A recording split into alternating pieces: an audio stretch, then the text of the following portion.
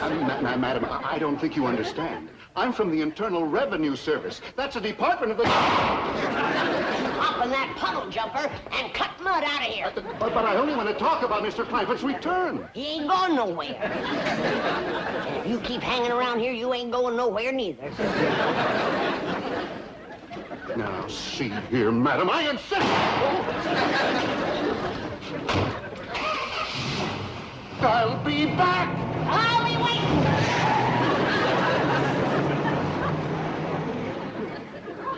What's all the ruckus, Granny? Who was that? That blame revenuer. Sure? Came right out and admitted it himself. Well, we don't want no trouble with the law. And besides, you said you were going to stop running your still. I ain't been. But I don't want no revenuers snooping around. They're the lowest form of varmints. Even he was ashamed of being one. What? Called it the Infernal Revenue Service. Internal Revenue Service? That's right. Well, sit down, sit down. Thank you. Well, now, it's a pleasure to have you visit my struggling little bank. Right? You?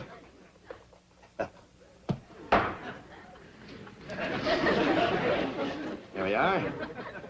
Yes, it's always a pleasure to see you splendid chaps from the Internal Revenue Service. You know, I was just talking to my taxman yesterday. Aspen? No. Mr. Drysdale, I'm not here to talk about your income tax return. You're not? No. But your taxman did handle the return for Mr. J.D. Clampett, right? Oh, yes. Mr. Clampett is my largest depositor. Wonderful man, salt of the earth, honest as a day is long. Lovely family. Mr. Drysdale, I was just fired on by a member of that lovely family. Fired on, you mean shot at? With a double-barrel 12-gauge shotgun. Wielded expertly by a little old lady no bigger than this. Granny. Oh, Mr. Landman, you have to understand these people. Oh, I understood her fine. What I don't understand is this. How can a man show an income of millions for last year and not one red penny for all the years previous? Oh, well, I can explain that. Well, the Treasury Department will appreciate it. Now, this is the beautiful mansion you just visited, right? No, I would hardly call it a visit. Skirmish might be a better word. This is the house, yes. And Mr. Landman, would you believe that 8 months ago they lived here? No, frankly, I wouldn't. I give you my word. The poorest, most uninformed people imaginable. Like when an oil company tried to explore their swamp, old Jed's daughter hit him with a rock. Thought he was a revenuer.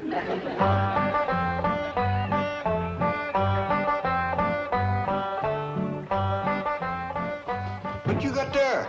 Stranger, Where'd you get him? I beamed him with a rock. What for? He was skulking around down by the slough. Figured he might be a revenuer. He ain't no revenue. Then can I keep him? Of course not. Well, I caught him. Don't matter. Well, he won't be no trouble. I could keep him out in the smokehouse. Ellie Mae, you can't keep people like they were dogs and cats. Who's that? Some feller Ellie found nosing around. Beamed him with a rock so it'd be easier to tote. They're fellas from the petroleum company. What's a petroleum? I don't know. He asked me if he could do some wildcatting down by the slough. I said, help yourself. We're glad to get rid of the critters. What he said? Just kind of laughed. The laugh's on him. There ain't no wildcats down there at that slough. Heck no. It's too full of oil. Are you trying to tell me they didn't know oil was valuable? Even when the oil company geologists told them, they didn't understand. Mr. Clampett, that swamp of yours is full of oil. I could have told you that. Well, my company would like to pump it out. Yeah, I like that too, but I just can't afford to have it done. Oh, no, you don't understand. You see, you wouldn't have to pay for it. Oh, I don't take favors from strangers. No, Mr. Clampett, you see, you're a very rich man. Stranger, if money was skunk oil, a hound dog couldn't smell me. It's your swamp. My company will buy that land while they'll raise so many derricks down there that... Son, I gotta be honest with you, you couldn't raise turnips down there. He's right. That ground looks black and rich. But it's so greasy you can just squeeze the oil out of it. But that's what my company wants. Maybe you better sit down for a spell. Why, even after Mr. Clapp had sold his swamp, he didn't know how much money he'd gotten until his cousin Pearl heard the news and came rushing over. Stop this thing! Stop it! Hold on to him! Heaven protect us!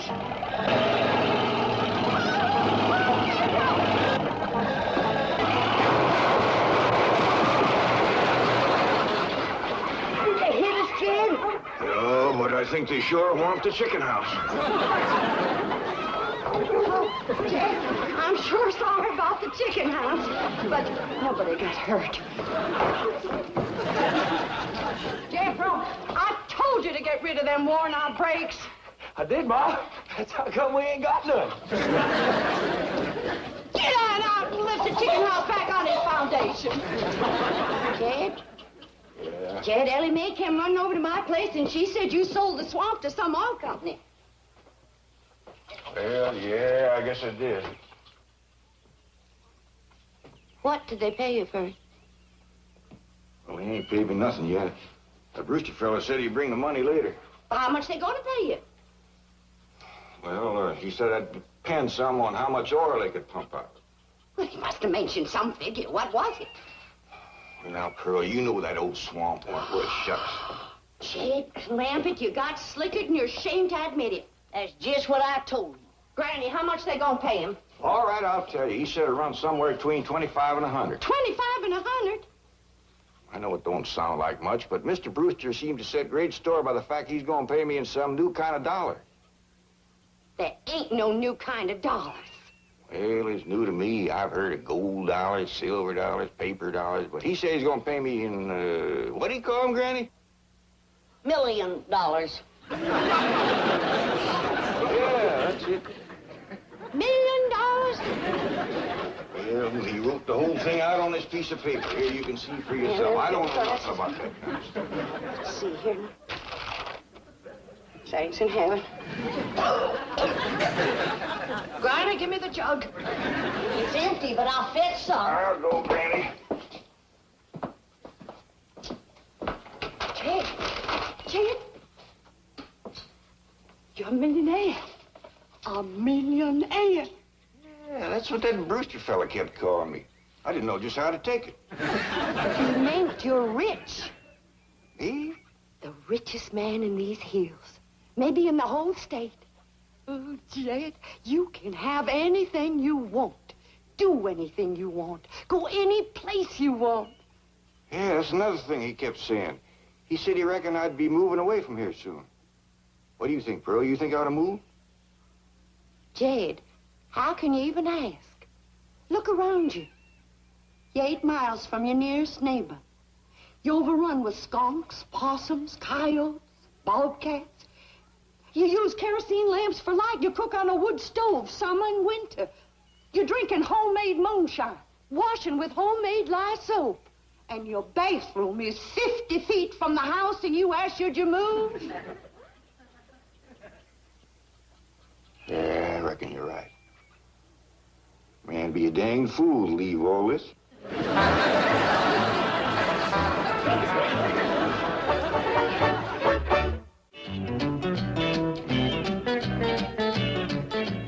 You know, Mr. Drysdale, in the Internal Revenue Service, we hear some pretty wild stories. But this corn pone to caviar saga of Jed Clampett tops everything. Well, if you think it's been unbelievable so far, wait till you hear the rest of it. What I can't understand is how a man so insulated from the rest of the world ever heard about Beverly Hills, California. I can explain that in 2 words. Cousin Pearl. She's the one who had her sights set on California. Oh, there you are, Jed. You misunderstood me. I meant you should move away. And you know where I'd go if I was you? Where? California. California? Yes, sir. Beverly Hills, California. I hear tell it's full of millionaires out there. And movie stars, too. In what? Movie stars. Jed, remember the time that your pa took us to Eureka Springs to see the movie picture? Yeah. Well, the actors that make them movie pictures live in Beverly Hills. Go on. Yes. Well, doggy. Wouldn't that be something? Living in the same neck of the woods with Old Town Mick. It sure would. And we could come visit you. Yes, it was Cousin Pearl who planted the idea of moving to Beverly Hills, but it was Mr. Brewster who made it possible. Who's he? Vice president of the oil company that bought Mr. Clampett's land. Yes, Brewster's often told me the story of that fateful evening. Well, your cousin is right about that, Mr. Clampett. Beverly Hills is a choice residential area, and lots of millionaires do settle there. Folks like me, huh? Well, millionaires. Movie stars, too. Oh, yeah. Is Tom Mix there? No, I'm afraid Mr. Mix is dead. Oh? Oh, yeah. What's the matter with me? Remember Pearl? He got shot at the end of that picture. Well, there are plenty other movie stars, and that's where Jed wants to live. Ain't it, Jed? I do like the notion of living in the hills. Never could stand flat country. Mr. Clampett, I think it only fair. That is, well, I think you may have a wrong idea about Beverly Hills. Is that where you live? No, my home is in Tulsa. Well, say, maybe you could get us a place there in your neighborhood. Mr. Clampett, let's not beat around the bush. You will love Beverly Hills. Then that's it. Can you steer Jed onto a good place? No, I can get the bank out there to handle it for him. He'd like a nice big place with plenty of room for his kinfolk to visit him. Is the foreigner staying for supper?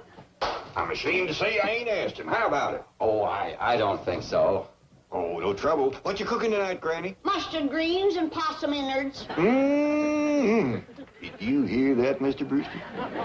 Very clearly. Change your mind? Not this time. Well, if you should happen to come back tomorrow, we'll be having leftovers. That's the thing about possum innards. He's just as good the second day. What a family. So anyway, they packed up and came to Beverly Hills. Well, it wasn't quite that simple. Mr. Clampett had his problems. With $25 million, he had problems? Ah, yes. The first one was his daughter. She didn't want to leave her friends. Friends? And I thought they lived in a completely unpopulated area. They did. Her friends were not the kind you and I have. Now, I ain't gonna be here to look after you no more. So you're gonna have to keep yourself out of trouble. Watch out for them coyotes and them bobcats and them hunters with guns. Stay out of folks' gardens, because you know how it riles up Granny when you get in hers. Except when we're gone, you can have everything that's left. I'm sorry there ain't gonna be room enough on the truck to take you along. But maybe you wouldn't like California anyhow. Maybe I ain't gonna like it either. If I don't, then I'm a-coming hightailing it right back here, and me and you'll set up housekeeping all by ourselves. Ellie? Ellie Mae? Yeah, Paul, over here. You feeling all right, Ellie? You didn't eat your supper. Sure, Paul. I just wasn't hungry. Cold? You're shaking like a sumac leaf. Oh, Paul, I ain't cold. I'm scared. Scared? Why? There ain't nothing in this woods can hurt you, even in the dark. It ain't the woods or the dark. It's going so far away. I don't know what it's going to be like out there in Beverly Hills. Why, it's going to be just like here. Except we'll have things a lot nicer. Will I go to school and wear fancy dresses like city girls and put powder on my face and get my hair all fixed up in one of them there beauty parlors? Why, sure you will. Then I ain't going.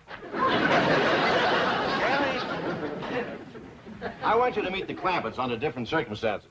You'll find them to be really charming people. Including Granny? Oh, yes. This time you'll get a completely different reception. I promise you.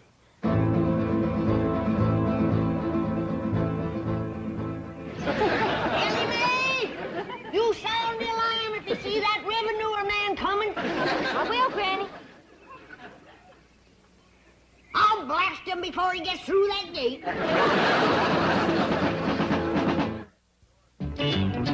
Of course, even after Mr. Clampett convinced his daughter to leave her animal friends, he still had Granny to contend with. I guess she didn't like the notion of being uprooted. That's putting it mildly. The way he tells it, she just downright refused to budge. Now, what's all this nonsense about you ain't going to California? Ain't no nonsense to it. If the good Lord had wanted me in California, he'd have put me in California. Maybe he's just getting around to it. The book says he moves in mysterious ways. Well, if he moves me, I'll go. But you and Big Jethro ain't a budging me. Granny, this here Beverly Hills sounds like the kind of place you'd like. That Britcher fella says they got smogs out there. What's a smog? Well, me and Jethro figured out that's a small hog. And you heard what Pearl said. It ain't got no snow out there. You could run your still year round. Run it the year round here. Yeah, but walking down through the snow to the still always makes you feel so miserable. I might feel miserable walking down. But the way I feels coming back makes up for it. Hey, damn it, Granny. We've been planning and talking about this trip for days. You never said you wouldn't go. Never said I wouldn't either. But that Brewster fella has bought us a house in them Beverly Hills. He sent our $25 million to the bank out there. Well, you just chase on out after it. I'm staying right here. And I ain't afeared neither. Granny, I ain't leaving you here alone. And I ain't a budging out of this rocker. Let her roll, Jethro.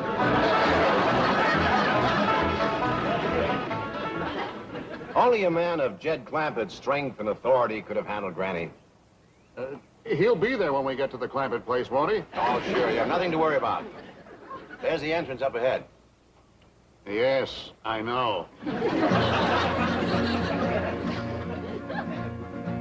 There's a car stopping at the gate, Granny.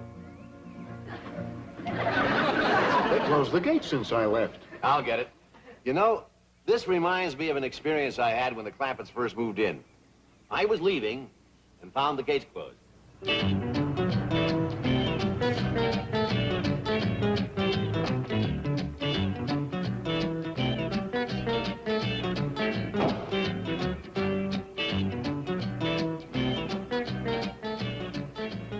Hello.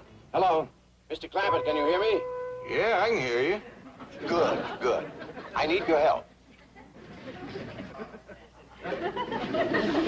Sounds like you're inside the wall. I am. Would you let me out, please? Well, you bet I will. You stay right where you are. I'll get me an axe and have you out of there in no time. He demolished 10 feet of wall before I could stop.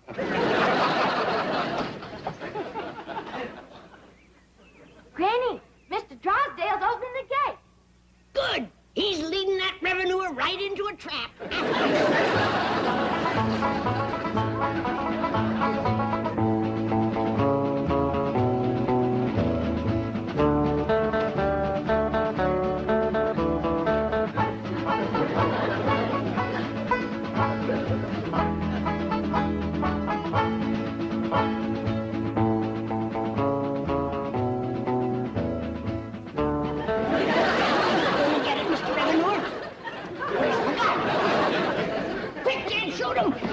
We ain't gonna shoot nobody.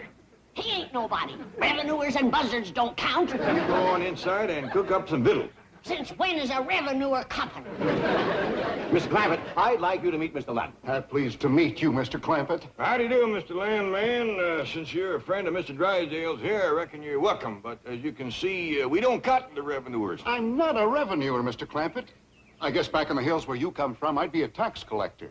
Back in the hills where I come from, you'd be a lot younger. Oh? Was the climate that healthy? Oh, just you wouldn't have lived to get this old. Ed, is the revenuer staying to supper? He ain't no revenuer. Well, is the foreigner staying to supper? How about it, Mr. Landman? You too, Mr. Drysdale. You're not by any chance cooking mustard greens and possum innards, are you? Not tonight. Oh, we had them last night. I'll stay. Me too.